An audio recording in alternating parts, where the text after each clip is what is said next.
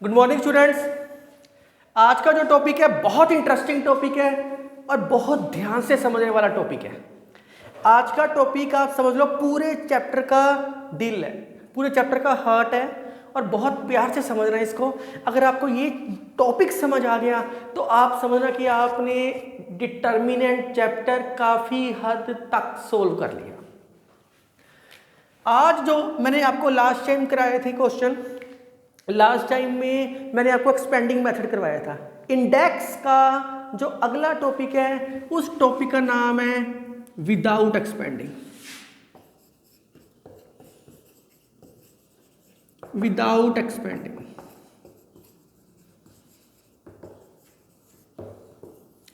कई बारी डायरेक्ट ना लिख के आपकी बुक में इसको इस नाम से भी बोल देते हैं, प्रॉपर्टीज ऑफ डिटर्मिनेंट।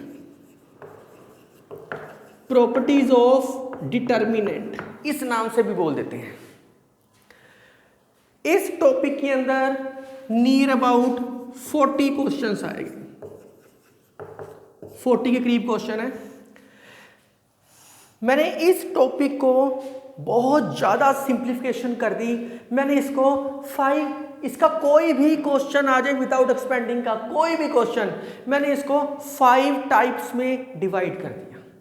आपने जब भी सोचना है इन 5 वे से सोचोगे तो आपका क्वेश्चन बड़ी जल्दी सोल्व हो जाएगा। इसकी मैंने 5 टाइप्स में डिवाइड की है इसको। इस तरीके की टाइप्स आपको बुक में नहीं मिलेगी, किसी भी बुक में नहीं मिलेगी आप, लेकिन किसी भी बुक का क्वेश्चन सोल्व करोगे आपसे सारे के सारे क्वेश्चन सोल्व हो जाएंगे। तो 5 टाइप्स में मैंने इसको डिवाइड कर दिया। तो फर्स्ट टाइप का नाम है, जो फर्स्ट टाइप मैंने दी है, कांस्टेंट मल्टीप्लायर मेथड। मैं आपको पहले 5 की 5 टाइप्स का कॉन्सेप्ट सिखाऊंगा, उसके बाद आपने क्वेश्चंस करने हैं, उसके बाद मैं क्वेश्चंस कराऊंगा। तो पहले ये समझ लो constant multiplier method. Constant multiplier method का मतलब है अगर किसी भी क्वेश्चन में समझ लो एक्स वाई जेड या ए बी सी कुछ भी हो, उसके साथ के मल्टीप्लाई, कांस्टेंट चीज मल्टीप्लाई आ जाए, या अगर क्वेश्चन में x square y square z square हो, इसके साथ के मल्टीप्लाई आ जाए आंसर में। मतलब मैं आपको ये बताने की कोशिश कर रहा हूं कि विदाउट एक्सपेंडिंग के आंसर क्वेश्चन प्रूव डेट वाले क्वेश्चंस होते हैं। प्रूव डेट वाले क्वेश्चंस का मतलब है कि सामने आंसर गिवन होता है और इसके आंसर प्रूव डेट क्वेश्चंस होते हैं, और ये क्वेश्चंस जितने भी करोगे आंसर देख के करोगे कि इसका आंसर ये बन रहा है, तब आपको समझ आएगा टॉपिक। कांस्टेंट मल्टीप्लायर मेथड में क्या है, एक्स वाई जेड या x square y square z square के साथ कोई कांस्टेंट मल्टीप्लाई होएगा। ऐसा कोई भी क्वेश्चन आएगा आपके पास एक ही मेथड है इसका, R1 minus R2 minus R3 कर लो, या C1 minus C2 minus C3 कर लो। R1 minus R2 minus R3 या तो रो में ऑपरेशन लगेगा या कॉलम में ऑपरेशन लगेगा। तो इसमें ये ऑपरेशन क्यों लगा रहे हैं, इन जितना मैं विदाउट एक्सपेंडिंग कराऊंगा एक क्वेश्चन को सोल्व करने के 2 तरीके तो मिलेंगे ही मिलेंगे। विदाउट एक्सपेंडिंग का मतलब है डायरेक्ट एक्सपेंड नहीं करना।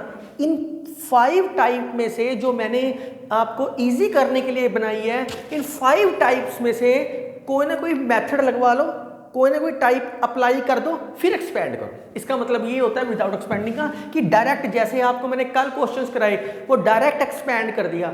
3/3 को 2/2 में किया, 2/2 को 1/1 में किया। तो अब डायरेक्ट एक्सपेंड नहीं करना मतलब आपने ऑपरेशंस, इनको बोलते हैं ऑपरेशंस, ऑपरेशन लगा कर एक्सपेंड कर रहे हैं। तो अगर कांस्टेंट मल्टीप्लायर मेथड है, मतलब ऐसा कोई भी आंसर दे रखे है साथ में, क्योंकि इसके आंसर हमेशा गिवन होएंगे क्योंकि ये प्रूफ डेट वाले क्वेश्चंस होएंगे, ऐसा कोई भी दे रखे है तो इसके अंदर इन दोनों में से कोई एक ऑपरेशन लगेगा। हम ये ऑपरेशन क्यों लगा रहे हैं, इन दोनों में से एक ऑपरेशन लगाने के बाद इन दोनों में से एक ऑपरेशन लगाने का मतलब है हम मेकिंग द जीरो, हम जीरो बना रहे हैं। जब इन दोनों में से कोई एक ऑपरेशन लगाओगे तो डिटर्मिनेंट में ऑटोमेटिकली कहीं ना कहीं एक जीरो बन जाएगी, कहीं ना कहीं एक जीरो बनेगी, चाहे वो रो में बने चाहे वो कॉलम में बने। Second type, type 1, type 2। Maximum बच्चों को ये टॉपिक टफ लगता है, लेकिन इसके बाद अगर आपने ये पूरा टॉपिक सुन लिया, इसके 2 लेक्चर्स का काम है। आज कॉन्सेप्ट और कुछ क्वेश्चंस हो सकते हैं, ये तो कल वाली वीडियो में सिर्फ जो कल मैं लेक्चर बनाऊंगा उसमें सिर्फ क्वेश्चंस ही होएगी, आपको सारा समझ आएगा। सेकंड है type making 3 1s and 2 zeros। मैं फिर बार बार एक लाइन रिपीट कर रहा हूं कि इसके सारे के सारे क्वेश्चन आंसर देख के होएंगे। हमें आंसर देख के पता लगेगा, क्योंकि प्रूफ डेट वाले क्वेश्चन है, आंसर देख कर पता लगेगा कि हमने कौन सी टाइप लगानी है, type 1, type 2, type 3, type 4, type 5, हमने कौन सी टाइप से इसको सोल्व करना है, ये हमें आंसर देख कर पता लगेगा। तो इसके अंदर भी आंसर हमेशा गिवन होएगा ही होएगा। Making 3 1s and 2 zeros। Making 3 1s 2 0 क्या मतलब है, या तो R1 plus R2 plus R3 operation लगेगा। कई बार ना कुछ टीचर्स क्या करते हैं, R1 minus R2 minus R3 है ना, तो जो सबसे पहले होता है हम उसको चेंज करते हैं। वो कहते हैं नहीं, इसको लिखो ऑपरेशन R1 क्यों हमने एक्सपेंड किया। एक ही बात है, कोई फर्क नहीं पड़ता। कई बार operation C1 is equal to C1 minus C2 minus C3, जैसे मर्जी आप कर सकते हो, एक ही बात है, चाहे सीधा लिख दो ऑपरेशन या C1 is equal to C1 minus C2 minus C3 operation लिख दो। तो 3 1 बनाने का तरीका एक ही है, R1 plus R2 plus R3 करोगे या C1 plus C2 plus C3 करोगे। ये आंसर देख के पता लगेगा कि रो के ऊपर ऑपरेशन लगा रहे हो या कॉलम के ऊपर ऑपरेशन लगा रहे हो, रो के ऊपर ऑपरेशन लगा रहे हो या कॉलम के ऊपर ऑपरेशन लगा रहे हो। ये चीज आपको आंसर देखकर पता लगेगी।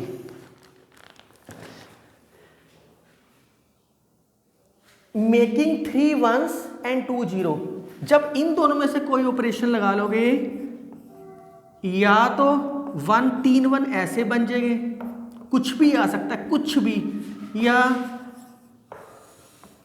3 1 ऐसे बन जाएंगे।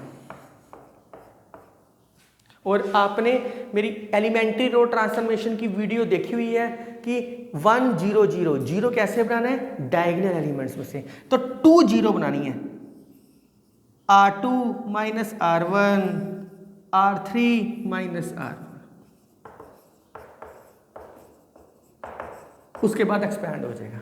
अगर इसके ऊपर ऑपरेशन लगाने की कोशिश करोगे तो आप ERT वाली वीडियो देखो, तब आपको समझ आएगा कि जीरो कैसे बनती है इसकी। C2 minus C1, C3 minus C1।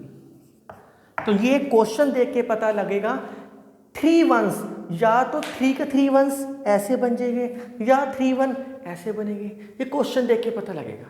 जिस बच्चे ने 5 की 5 टाइप्स को इकट्ठा नहीं करना, वो ऐसे करे, 2 टाइप्स समझ के इसके क्वेश्चन देख ले पहले, फिर बैक आके तीसरी, थर्ड, फोर्थ, फिफ्थ टाइप देख सकता है। वो दोनों में से कुछ भी कर सकता है। तो 40 क्वेश्चंस है ना, 40 में से 20 क्वेश्चन टाइप 2 के हैं। 40 में से 20 क्वेश्चन टाइप 2 के आएंगे, बाकी 4 टाइप से क्वेश्चन है सिर्फ। तो ये प्रॉपरली समझ आ जाएगा। अगर इस तरीके का आंसर दे रखा है, आप यहाँ लिख ही लो ताकि आपको प्रॉब्लम ना आए। अगर आंसर इस तरीके का है कोई भी, तो ये ऑपरेशन से यूज होएंगे। अगर आंसर में कोई कुछ हो रहा है तो ये ऑपरेशन लगा के देखना कि 3 1s बनते हैं या नहीं बनते। अगर 3 1 बन गए तो यही ऑपरेशन यूज होएगा। अगली चीज टाइप 3। कल ना मैंने आपको एक लास्ट क्वेश्चन कराया था, मैं यहां लिख देता हूं विदाउट एक्सपेंडिंग ताकि दिक्कत ना है।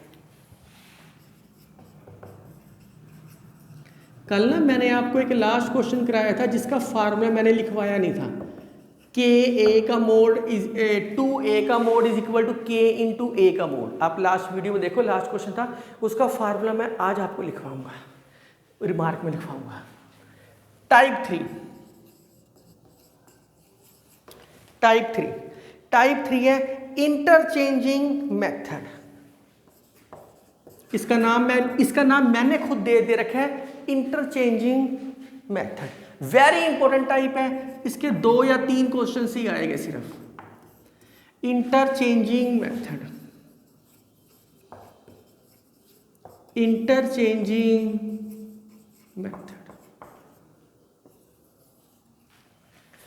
तो इस तरीके के क्वेश्चंस में क्या करना है, इंटरचेंजिंग मेथड। आपको पता कैसे लगेगा कि इंटरचेंजिंग मेथड का क्वेश्चन है? इंटरचेंजिंग मेथड में मैक्सिमम टाइम्स, मतलब कि 99% टाइम ये कहाँ यूज होएगा?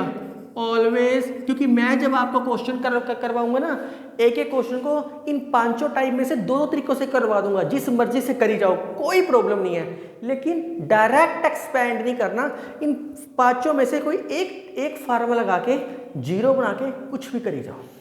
तो ऑलवेज यूज्ड इन, ये फार्मूला मैक्सिमम टाइम कहाँ यूज होएगा? Always use in fraction part. Always use in fraction part के बिना भी हो सकता है, तो फ्रैक्शन पार्ट पर मैक्सिमम टाइम में फ्रैक्शंस में जो आप डिटर्मिनेंट देखोगे ना, तो फ्रैक्शन में दे रखा होगा 1/a 1/b समथिंग, कुछ भी फ्रैक्शंस में दे रखा होगा। तो वो आपको क्वेश्चन देखते सार समझ आ जाएगा कि ये किस तरीके से सोल्व होएगा।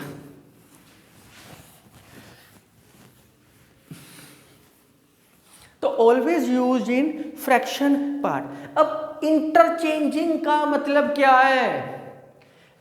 मैं आपको ये चीज क्लियर कर चुका हूं, मैट्रिक्स चैप्टर में भी मैंने आपको सिखाया था कि डिटर्मिनेंट में से किसी भी एक एलिमेंट से चीज निकलती है, सारों से नहीं निकलती। मैं रिपीट करता हूं, फिर आपको समझ आएगा, उसके बाद मैं ये मेथड सिखाता हूं। जैसे मैंने लिखा है a is equal to a determinant equal to 2 4 1 3। मैंने कहा है कि इसमें से मैट्रिक्स में क्या होता था, मैट्रिक्स में क्या होता था, अगर मैं इसमें से 2 को कॉमन निकाल लूंगा तो मैट्रिक्स में क्या लिखते थे? 1 2 1/2 3/2। मतलब कि कोई भी चीज कॉमन निकालोगे वो सारों में से निकलती थी। जबकि डिटर्मिनेंट के अंदर क्या होता है? अब इसमें हम किसी भी रो या किसी भी कॉलम से कॉमन निकाल सकते हैं। तो यहां पे क्या है?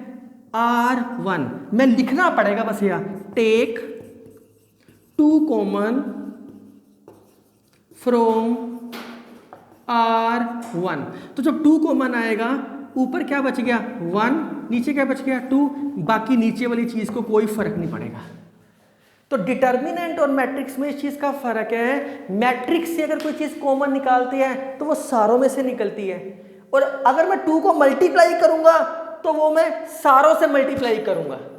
जबकि डिटर्मिनेंट में क्या है? डिटर्मिनेंट में अगर मैंने कॉमन निकालना है तो किसी भी एक रो या किसी भी एक कॉलम से निकाल सकते हैं। अगर मैं मल्टीप्लाई, जब इसको मल्टीप्लाई करूंगा तो ये किसी भी एक रो या किसी भी एक कॉलम से मल्टीप्लाई होएगा, सारों से नहीं होएगा। यही फार्मूला मैंने कल लास्ट में एक क्वेश्चन कराया था। वो जो कॉन्सेप्ट था वो इसी के ऊपर बेस है, वो जो कॉन्सेप्ट था वो इसी के ऊपर बेस है। उसी से फार्मूला ड्राइव हुआ था कि ए का डिटर्मिनेंट, अगर ये कि ए का डिटर्मिनेंट अगर ये ऑर्डर इसका 2/2 है, तो अगर इसका ऑर्डर 2/2 है तो यहाँ पे के स्केयर आ जाएगा, के स्केयर बाहर निकलेगा। मतलब पहली रो में से भी के निकल गया, दूसरी रो में से भी के निकल गया। तो ये मैं फार्मूला जब लिखवाऊंगा आपको समझ आ जाएगा, दोबारा लिखवाऊंगा। सिर्फ मैंने बताया है कि मैट्रिक्स सारों के साथ मल्टीप्लाई, सारों के साथ डिवाइड। डिटर्मिनेंट किसी एक रो, चाहे R1 से करूँ चाहे R2 से करूँ, या एक कॉलम चाहे C1 से करूँ चाहे C2 से करूँ, 2/2 की बात कर रहा हूँ, तो एक रो या एक कॉलम से मल्टीप्लाई या डिवाइड होएगा। ये फर्क है दोनों में। चलो वापस आते हैं। तो अब मैं ये कॉन्सेप्ट आपको इजीली समझा सकता हूं कि इंटरचेंजिंग मेथड क्या है। इंटरचेंजिंग नाम से क्लियर है, क्या रो में से निकाल दो कॉलम में डाल दो, या कॉलम में से निकाल दो रो में डाल दो, इंटरचेंजिंग हो गया। तो मैं आपको बता चुका हूं कि डिटर्मिनेंट के अंदर सिंगल सिंगल एलिमेंट से चीजें निकलती है, सिंगल सिंगल रो से या कॉलम से चीज निकलती है। तो इंटरचेंजिंग में आप क्या लिखोगे, मैं समथिंग कुछ भी लिख देता हूं, take a common from R1, B common from R2, C common from R3। Take a common from R1 में से A निकाल दो, R2 में से B निकाल दो, R3 में से C निकाल दो, मतलब X Y Z भी हो सकता है। तो take A B C common from R1 R2 and R3। R1 में से कॉमन निकाला तो C1 में मल्टीप्लाई करना पड़ेगा। टेक ए को एंड मल्टीप्लाई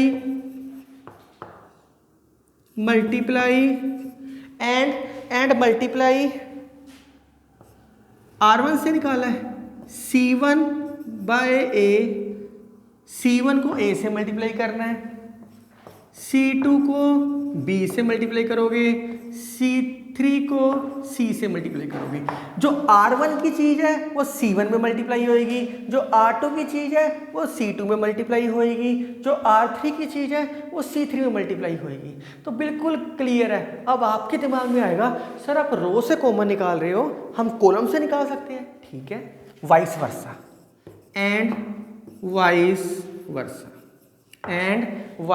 वर्सा, मतलब मैं C1 में से निकाल के R1 में मल्टीप्लाई कर सकता हूँ, C2 में से निकाल के R2 में से मल्टीप्लाई कर सकता हूँ। ये अकॉर्डिंग टू सिचुएशन है, अकॉर्डिंग टू क्वेश्चन है। टाइप नंबर 4, अगर आपसे क्वेश्चन नहीं सोल्व हो रहा हो, ये सारे के सारे तीनों टाइप्स का गुरु है। टाइप 1 से भी नहीं हुआ, टाइप 2 से भी नहीं हुआ, टाइप 3 से भी नहीं हुआ। मतलब कि ये मेथड है मेकिंग, ये सारे नाम मैंने इजी बनाने के लिए खुद दे रखे हैं कि ताकि आपको समझ आ जाए। ये नाम नहीं लिखते कभी पेपर में, ताकि आपको समझ आ जाए कि कॉन्सेप्ट चलता कैसे है। तो मेकिंग आप लिखोगे क्या, मेकिंग 20 एनीवेयर, कहीं भी क्वेश्चन में जो जैसे मर्जी ऑपरेशन लगाओ, जैसे मर्जी, मेकिंग 20 एनीवेयर, कहीं भी लगाओ, making 20 anywhere and then expanding. अब आप कहोगे कि सर हम सारे क्वेश्चन इससे सोल्व कर लेते हैं। आप इतना दिमाग ना यूज करो कि सारे क्वेश्चन इसे सोल्व कर लो। तो उसके लिए क्या करना पड़ेगा, ये मेथड आप तब लगाना, दिस मेथड लिख लो, this method will be used when question is difficult to solve,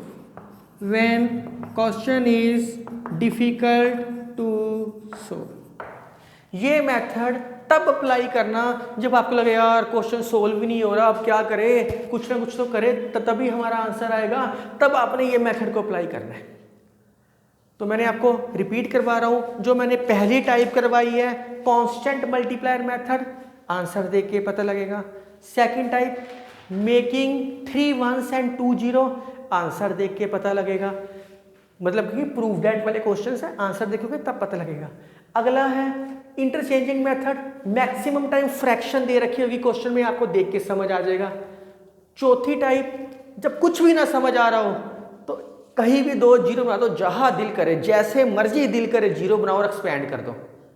2 0 बना के हम कहीं भी एक्सपैंड कर सकते हैं। जैसे इसका कहने का मतलब है ये कोई भी 3/3 की मैंने ले ली, 1 0 यहां बना लो, 1 0 यहां बना लो, नहीं आपका दिल नहीं कर रहा, चलो 1 0 यहां बन गई, 1 0 यहां बन गई, नहीं, एक जीरो यहाँ बना ली, एक यहाँ बना, कहीं भी 2 जीरो बनाओ और एक्सपैंड कर दो, ये मेथड वहाँ अप्लाई होगा। फिफ्थ टाइप आपको मैं बाद में करवाऊंगा, पहले इन चारों टाइप्स के क्वेश्चन करवाऊंगा, फिफ्थ टाइप उसके बाद कराऊंगा जिसका नाम है प्रॉपर्टीज ऑफ डिटर्मिनेंट, वो मैं बाद में कराऊंगा आपको। पहले मैं कुछ क्वेश्चंस की प्रैक्टिस करवाता हूँ आपको।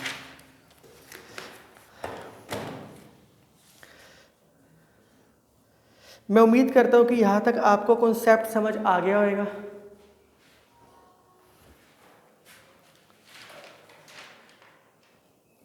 मैं कुछ क्वेश्चंस करवा रहा हूँ, फिफ्थ टाइप में अगले लेक्चर में डाल दूंगा, थर्ड लेक्चर में डाल दूंगा, ये क्लास सेकंड चल रही है, वो क्लास 3 में आ जाएगी। तो अभी मैं इन चारों टाइप्स के क्वेश्चन करवाता हूँ आपको। आपको देख के ही पता लग जाएगा कि क्वेश्चन कैसे करना है।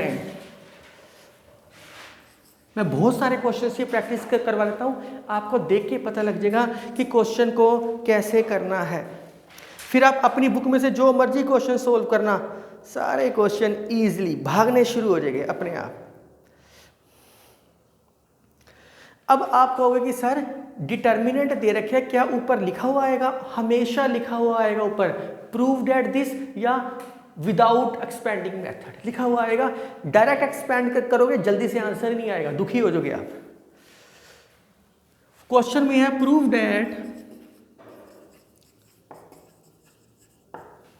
दैट एक्स, मैंने आपको जो रिमार्क लिखवाना है वो टाइप 5 के बाद मैं आपको लिखवाऊंगा, जो मैंने एक रिमार्क लिखवाना था। Prove that x11 alpha x1 alpha beta 1, x11 alpha x1 alpha beta 1 x minus alpha x minus beta.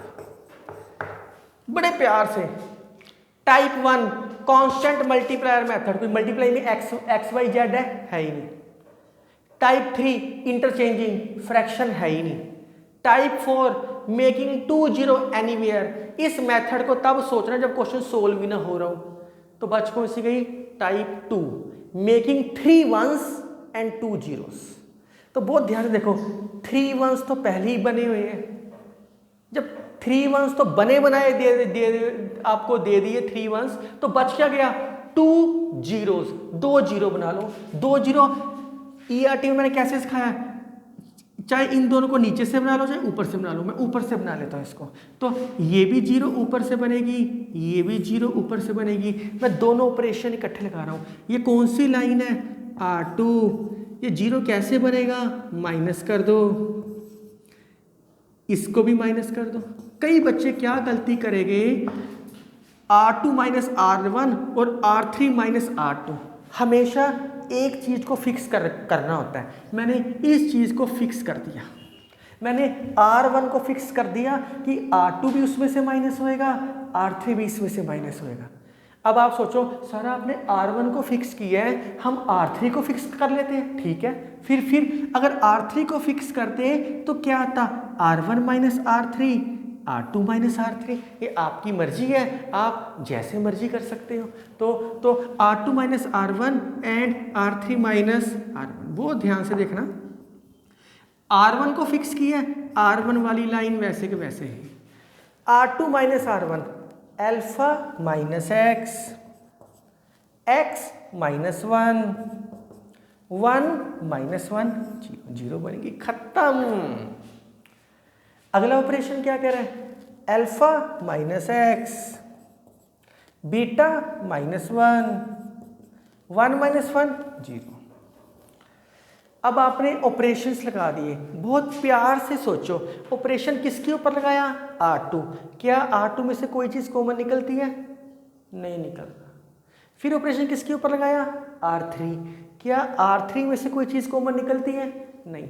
अगर कॉमन निकलती है तो पहले कॉमन निकालना है, क्वेश्चन इजी हो जाएगा। ना R2 में से कोई चीज़ कॉमन निकल रही, ना R3 में से कोई चीज़ कॉमन निकल रही, तो मेकिंग 3 वंस ऑलरेडी बने हुए थे, 2 जीरोस बना ली, एक्सपैंड कर दो बस, यहाँ पे लिख दो एक्सपैंड बस। एक्सपैंड हमेशा किससे करना है, R1 से।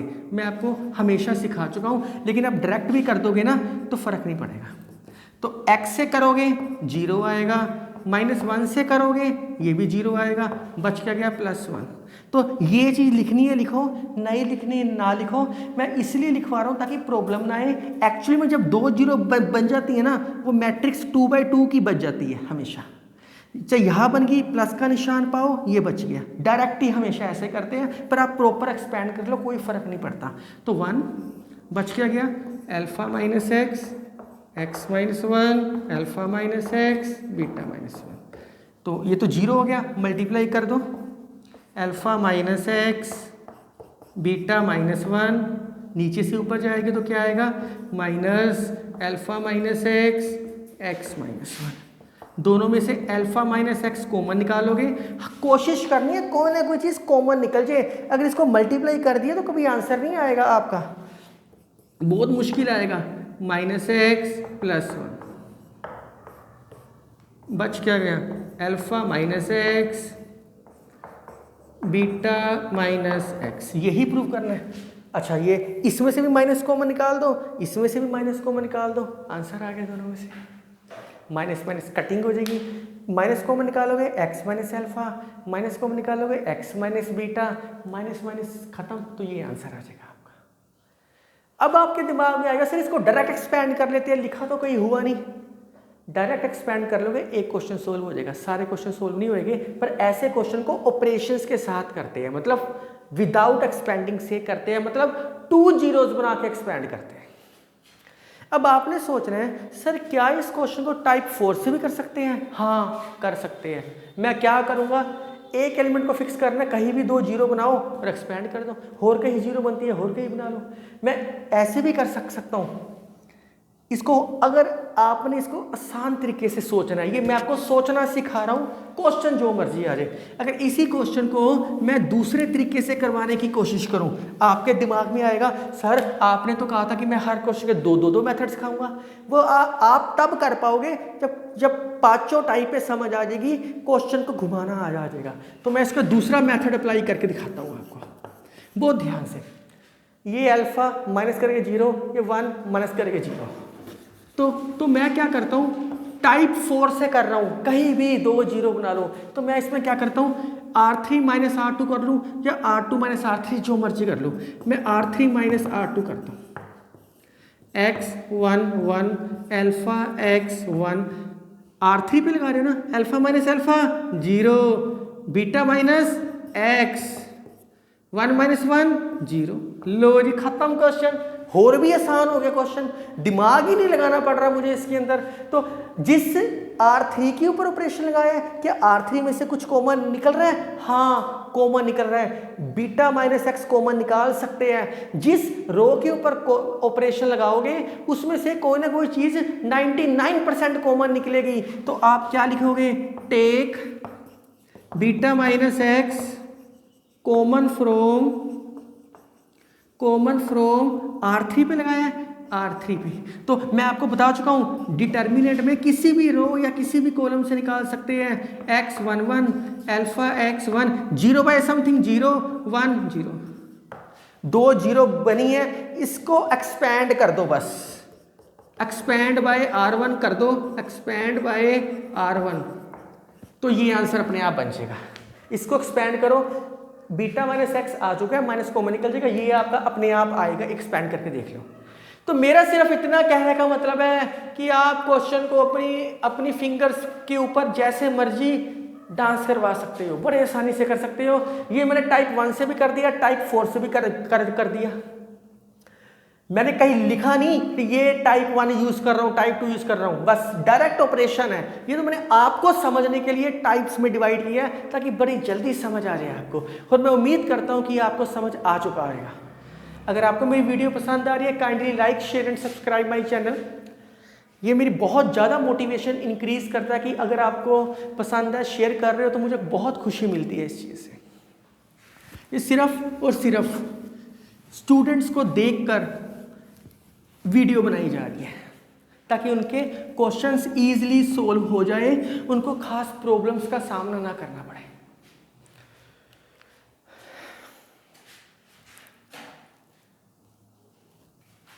Next question,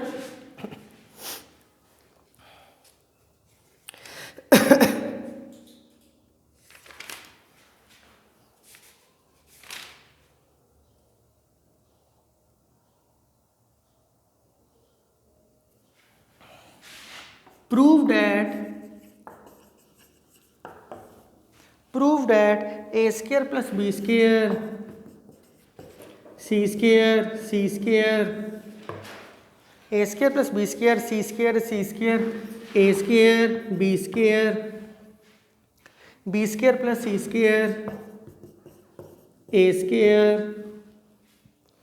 b square c square plus a square 4a square B square C square. ये क्वेश्चन दिखाई दे गया, कौन से तरीके से सोल्व होएगा? ये क्वेश्चन सोल्व होएगा कांस्टेंट मल्टीप्लायर मेथड। दिखाई दे रहा है, मुझे तो दिखाई दे गया, क्योंकि आंसर देख के दिखाई दे गया कि कांस्टेंट मल्टीप्लायर मेथड है। अब मेरे दिमाग में नया क्वेश्चन आ गया, सर इसको टाइप 1 से करेंगे कि सारे क्वेश्चन टाइप 4 से कर दे? ये टाइप 4 से भी इजीली हो जाएगा, मेकिंग 2 0 एनीवेयर। पर हमने क्यों करना इतना मुश्किल काम? हम टाइप 1 से करते हैं कांस्टेंट मल्टीप्लायर मेथड। वो क्या था? या तो R1 minus R2 minus R3 करना है, या C1 minus C2 minus C3 करना है। जब माइनस करते हो क्या बनना चाहिए? 0। अगर मैं a plus B square plus B square minus C square करूंगा, 0 नहीं बन रहा मेरा। तो मुझे क्या करना पड़ेगा? R1 minus R2 minus R3, R1 minus R2 minus R3। या तो रो पे लगेगा या कॉलम पे लगेगा। ये आंसर देख के मुझे समझ आ रहा है। तो a plus A square plus B square minus A square minus B square 0। A square plus B square minus A square minus, पहले नीचे वाली दोनों चीजें सेम लिख दो, ताकि ऑपरेशन किसके ऊपर लगा रहे हैं? R1 के ऊपर। तो मैं R1 लिख दिया। अगर आपको दिक्कत है तो आप इसको R1 इंप्लाइज ऐसे भी लिख सकते हो, पर मुझे पसंद नहीं वो चीज़ लिखनी, मैं डायरेक्ट ही लिखना पसंद करता हूँ। तो नीचे वाली दोनों चीज़ लिख दो पहले, B square plus C square B square A square C square plus A square. बहुत प्यार से करने वाले हैं क्वेश्चन इसके। आप कोशिश जल्दबाजी करोगे, मतलब कि आपको बहुत ज़्यादा प्रॉब्लम आएगी इस कॉन्सेप्ट में, विदाउट एक्सपेंडिंग के कॉन्सेप्ट में। अब देखो next, C square minus B square minus C square minus B square minus 2b square बच गया। C square minus A square minus C square minus A square minus 2a square बच गया। अब operation किसके ऊपर लगा है? R1 में से। क्या R1 में से कोई चीज़ कॉमन आ रही है? हाँ आ रही है, मेरे पास एक चीज़ कॉमन आ रही है। क्या आ रहा है? -2। जिसके ऊपर ऑपरेशन लगाओगे कोई ना कोई चीज़ कॉमन निकलेगी ही निकलेगी। 99% क्वेश्चनों में टेक -2 कॉमन फ्रॉम R1। तो -2 आ गया, अंदर क्या बच गया? 0 B square A square B square plus C square A square B square C square plus A square. अब एक 0 बन गई। मैंने आपको कहा कि 2 0 तो बनानी है। अब ये ऑपरेशन लगाने से एक 0 बड़े आराम से बनेगी हमेशा। दूसरी 0 कैसे बनाए? दूसरी 0 कैसे बना सकते हैं? जो दिल में आए। इसमें अब मैं टाइप 4 भी यूज कर रहा हूं, जो दिल में आए। अगर मैं C1 माइनस C2 करूंगा तो 0 चेंज हो जाएगी। मैं उल्टा करता हूं, C2 माइनस C1 बन गई 0। अब आपने कहोगे सर पहले रो का ऑपरेशन लगा दिया, अब कॉलम का। कोई फर्क नहीं पड़ता। आपने रो के लिए अलग सोल्व कर दिया, उसके बाद कॉलम लगा रहे हो, कोई फर्क नहीं पड़ता। तो -2 C2 पे लगाना है। तो 0 A square B square A square C square plus A square. तो लगाओ क्या आएगा? B square minus 0 B square plus C square minus A square B square plus C square minus A square B square minus B square 0। 2 0 बन गई। अब expand bye R1, ये अपने आप करोगे क्योंकि आप समझ चुके हो। एक्सपैंड बाय R1, ये आंसर अपने आप आ जाएगा। Do yourself. सो मैं उम्मीद करता हूँ कि आपको क्वेश्चन समझ आ रहे होंगे। तो मैं आपको कुछ प्रैक्टिस क्वेश्चन लिख के दे रहा हूँ, kindly solve this question, kindly solve this question. तो स्टूडेंट्स मैंने कुछ क्वेश्चन व्हाइट बोर्ड पे लिखे हुए हैं, 2 क्वेश्चंस लिखे हैं। तो अगर आप इनको सोल्व करोगे 3 1s बने हुए हैं, 2 0 बनाना। मैं फिर एक चीज याद रखनी है, जिस रो पे ऑपरेशन लगाओगे उसमें से कोई ना कोई चीज कॉमन जरूर निकलेगी। बस ये याद जरूर रखना, आप लिख लो कि जिस भी रो से ऑपरेशन लगाना है हमने, उस रो में से कोई ना कोई चीज कॉमन निकालोगे तभी आंसर आएगा, नहीं तो नहीं आएगा। इसके अंदर भी देख के मुझे पता लग रहा है, C1 plus C2 plus C3 करोगे ये बन जाएगा, या R1 plus R2 plus R3 कर लो उससे ही बन जाएगा। तो जिस मर्जी तरीके से कर सकते हैं। अगले लेक्चर में मैं आपको 5th टाइप प्रॉपर्टीज करवाऊंगा और काफ़ी सारे क्वेश्चंस की प्रैक्टिस करवाऊंगा। तो आज के लिए सफिशिएंट है। Thank you. Enjoy and enjoy.